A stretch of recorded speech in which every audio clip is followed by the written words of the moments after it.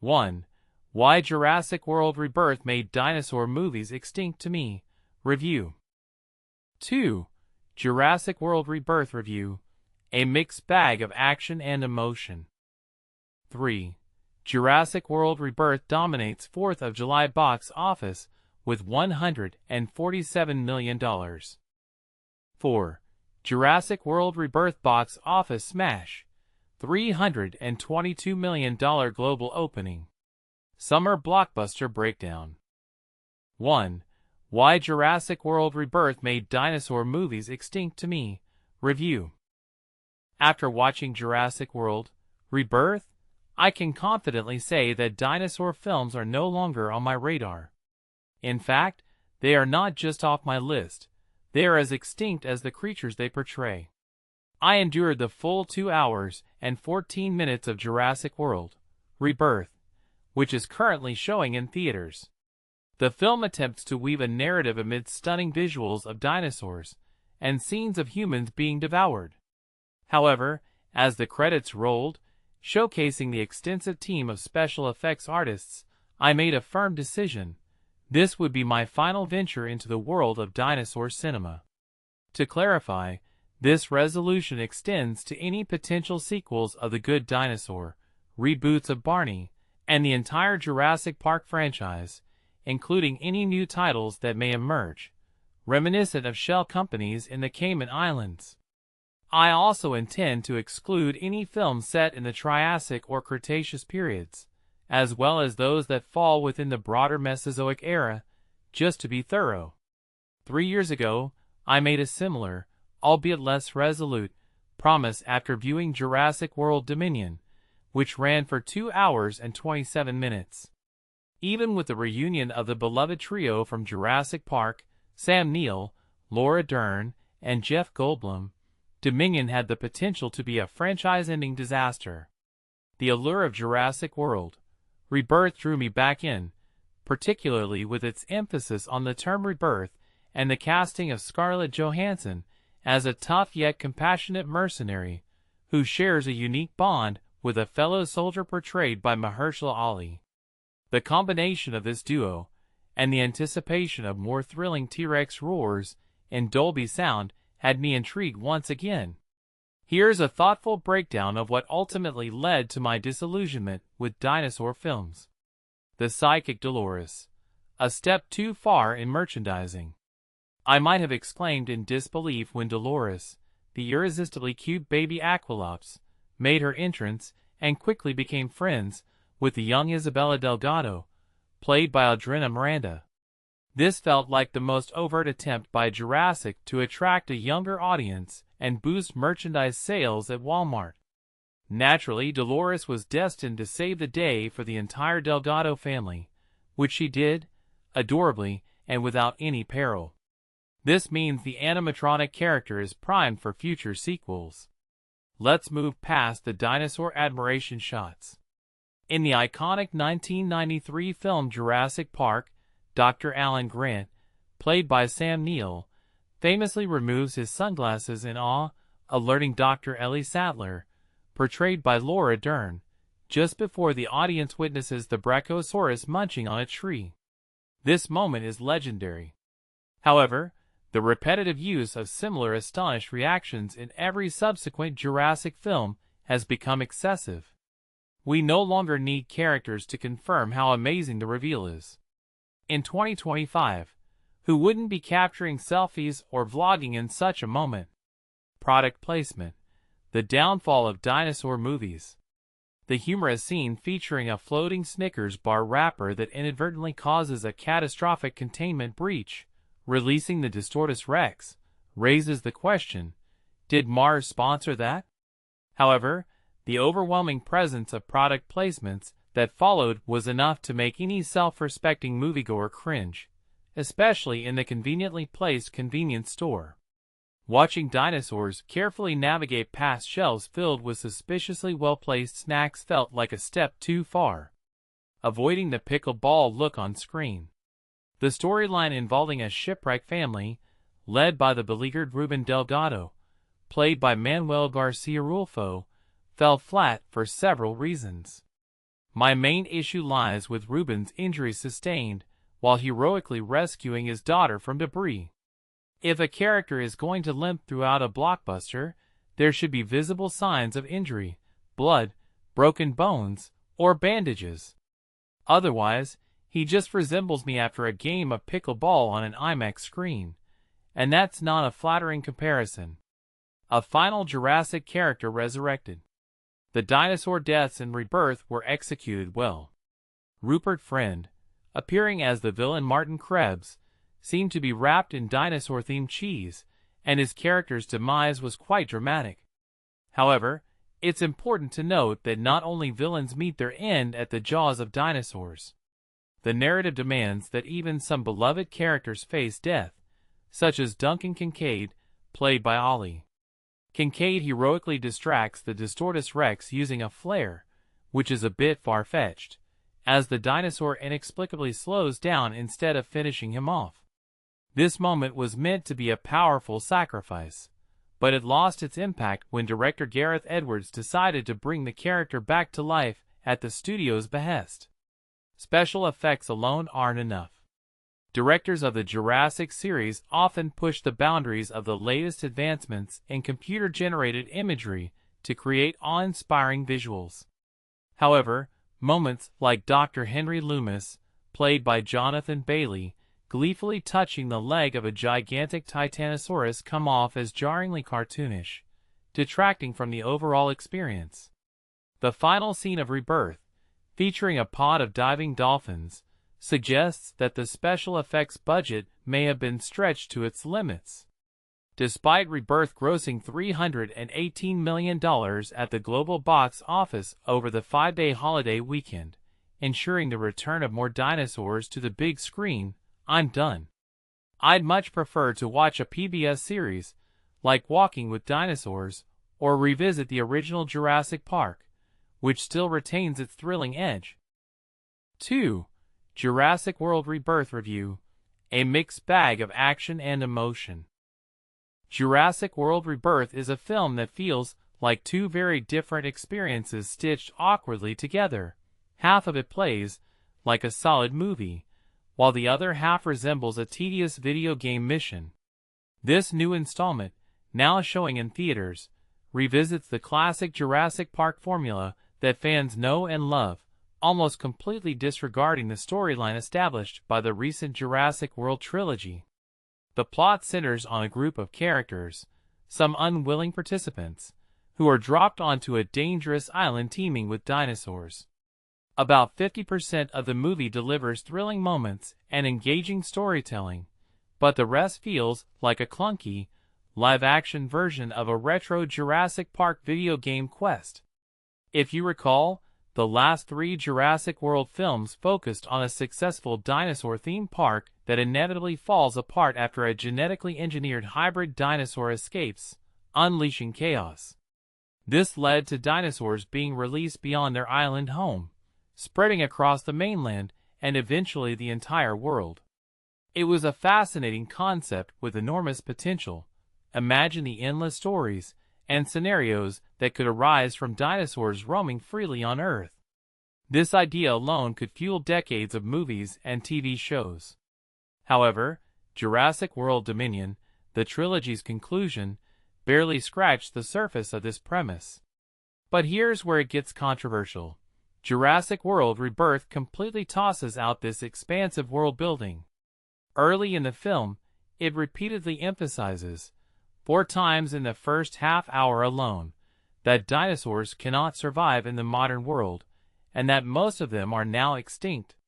The few survivors are confined to isolated islands near the equator, and that's the extent of their existence.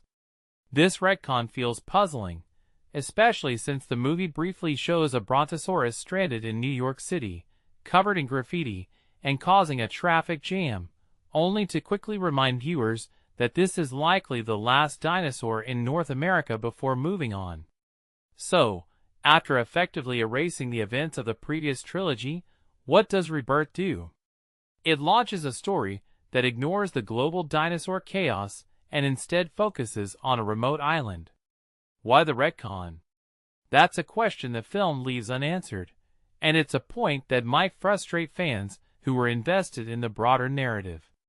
The plot follows a group of mercenaries, led by Scarlett Johansson, who are sent to a secret island where dinosaur experiments once took place. Their mission is to collect prehistoric blood samples from massive dinosaurs for a wealthy pharmaceutical company aiming to develop a groundbreaking heart disease treatment that could generate trillions in profit. This setup leads to the movie's action-packed dinosaur sequences, where director Gareth Edwards shines by crafting intense and thrilling prehistoric encounters. One standout scene features large flying dinosaurs soaring near a towering cliff, delivering a visually stunning and suspenseful moment. However, when the dinosaurs aren't on screen, the mercenaries' storyline drags, feeling like a dull video game fetch quest. Get 3 DNA samples from these giant creatures, each in a different environment, and return for your reward. Most of the mercenaries are killed off before the audience can form any real attachment, and the one death that does resonate is later reversed to ensure a happy ending. Fans who enjoy seeing corporate villains get their comeuppance will find some satisfaction in a late, well-deserved kill. The other half of Jurassic World Rebirth focuses on a small family: a father, his young daughter, his older daughter about to leave for college, and her somewhat lazy boyfriend. This part of the film is where Rebirth truly excels. The family members are given meaningful character development and undergo noticeable growth throughout the story. Despite some silly moments in the script, the family's dynamics are well fleshed out, making viewers genuinely care about their fate. When they face danger, I found myself sitting up, hoping they would all survive. And this is the part most people miss. These two storylines, the mercenaries' mission and the family's survival, barely intersect. After a brief initial encounter, they spend the majority of the film apart, only coming back together in the final 25 minutes. This is when the movie introduces its mutated hybrid dinosaurs, which pose a significant threat to both groups. Unfortunately, these creatures, including the raptor-like Mutodon and the enormous mutated T-Rex called the D-Rex, appear only briefly and fail to leave a lasting impression. Their designs are unsettling and unique, but unlike the iconic Indominus Rex from Jurassic World, which was central to that film's plot and became a fan favorite, these hybrids don't quite make the cut as memorable movie monsters.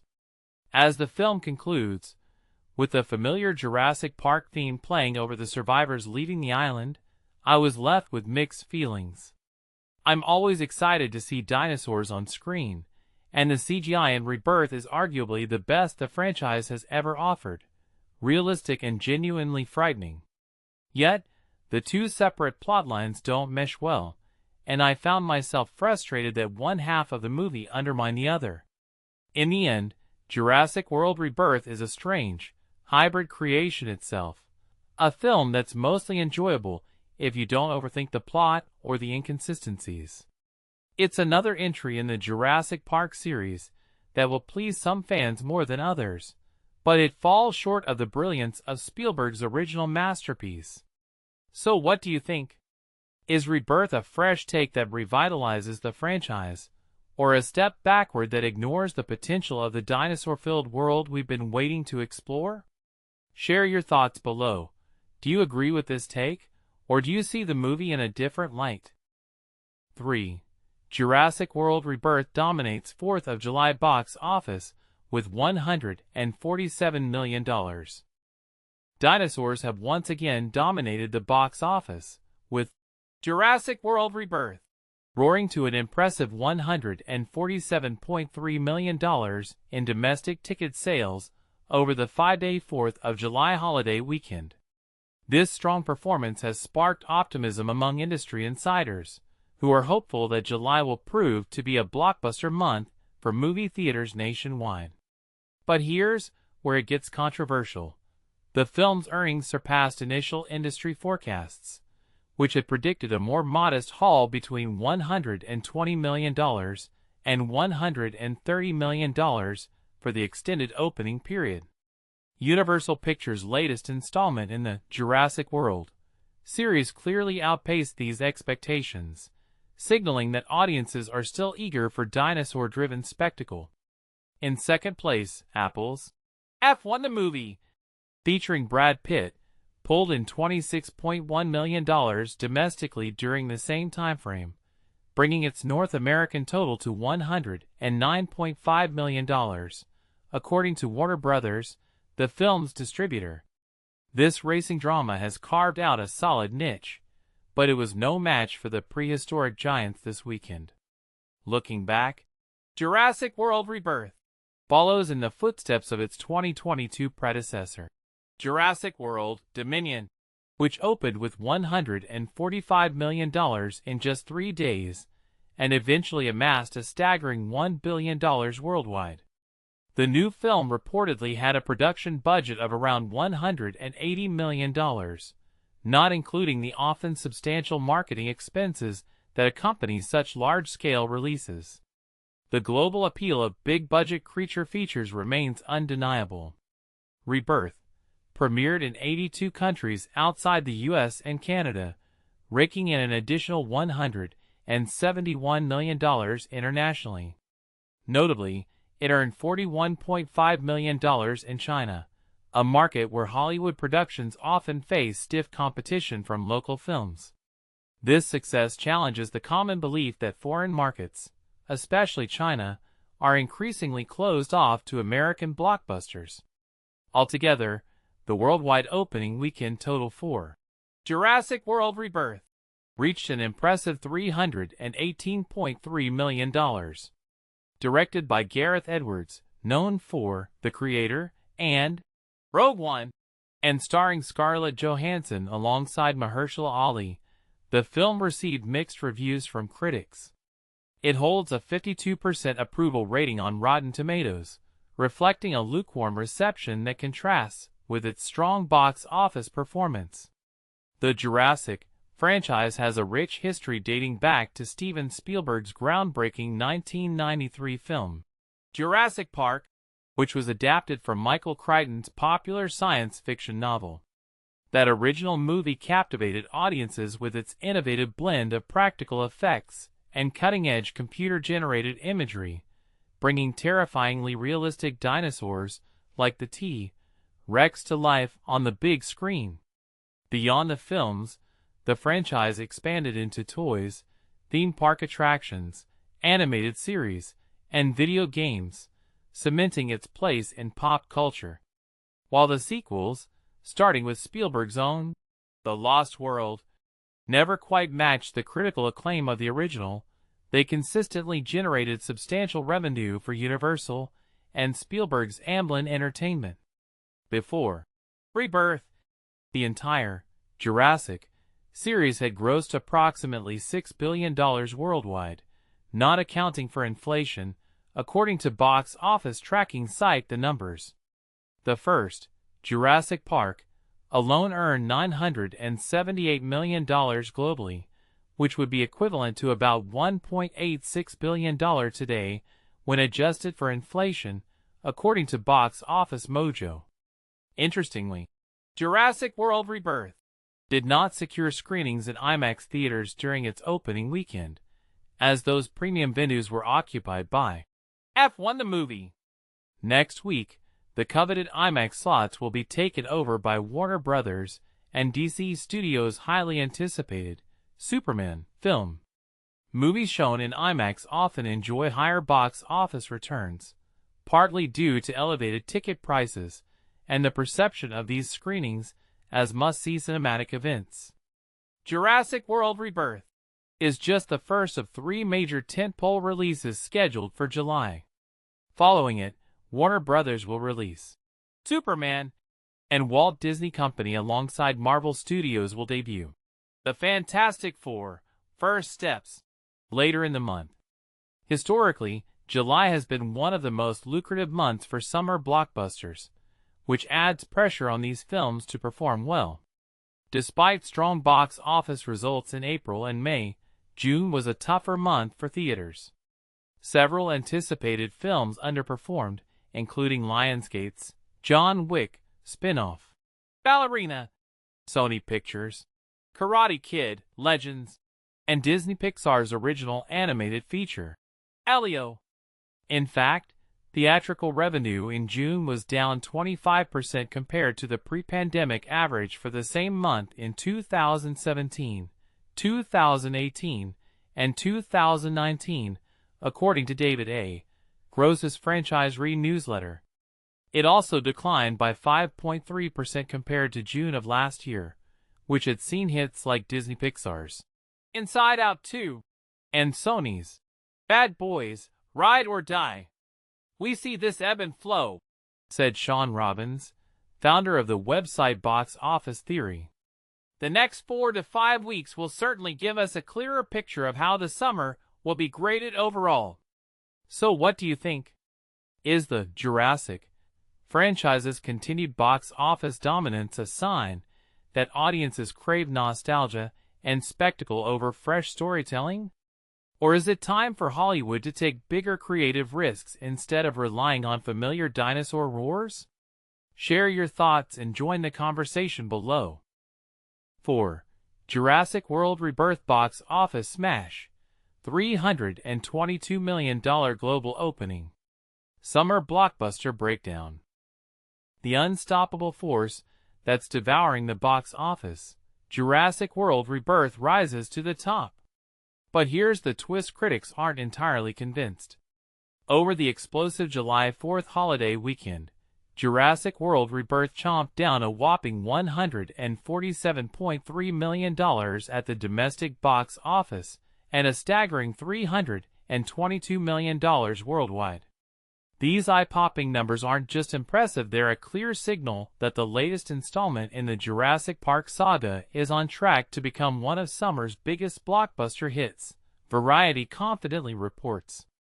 Jim Orr, Universal's domestic distribution chief, couldn't be happier, calling the results just tremendous. And let's be honest, who wouldn't love a cinematic escape into a very big, fun, extraordinarily well-done adventure during the sweltering summer months? That's exactly what Jurassic World Rebirth delivers, starring an A-list cast including Scarlett Johansson, Mahershala Ali, and Jonathan Bailey. This film marks the 7th chapter in the beloved franchise and, more importantly, kicks off what is touted to be a thrilling new trilogy, a strategic move that's got both fans and investors buzzing. But here's where it gets controversial. Despite its box office dominance, Jurassic World Rebirth has received a lukewarm reception from critics. The verdict? A mediocre 52% score on Rotten Tomatoes, a stark contrast to the 72% audience approval rating. It seems the general public and professional critics are seeing the film through different lenses, a divide that always sparks lively debates. Does this disparity signal a deeper issue with how movies are critiqued today, or is Jurassic World Rebirth simply a case of love it or hate it? Now, let's put these numbers into perspective. Jurassic World Rebirth left its competitors in the dust. The Brad Pitt star F1, a high-octane racing film, trailed far behind in second place with $26.1 million in its second weekend, accumulating a respectable $109.5 million domestically. Meanwhile, the live-action remake of How to Train Your Dragon claimed third spot, raking in $11 million over its fourth weekend and reaching a commendable domestic total of $224 million.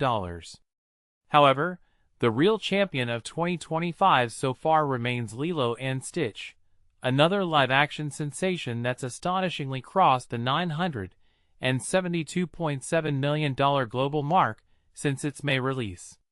The question on everyone's mind: can Jurassic World Rebirth challenge this reigning Titanic? Looking ahead, the summer blockbuster battlefield is far from settled. This Friday, DC fans are in for a treat with James Gunn's highly anticipated Superman, featuring David Corenswet and Rachel Brosnahan, while Marvel enthusiasts are gearing up for the Fantastic Four: First Steps, starring Pedro Pascal and Vanessa Kirby, set to explode onto screens July 25th. The million-dollar question remains: will Jurassic World Rebirth sustain its momentum against these upcoming giants, Or will it become another flash in the pan? And here's the part most people miss. Even with mixed reviews, the film's success underscores a pivotal truth in the world of cinema. Audience love can sometimes outweigh critical acclaim. So where do you stand? Are blockbuster earnings the ultimate measure of a film's greatness? Or should critical consensus hold more weight? Let's hear it. Do you think Jurassic World Rebirth deserves its box office crown? Or are critics onto something the general audience is overlooking? Share your thoughts. The debate is just roaring to life.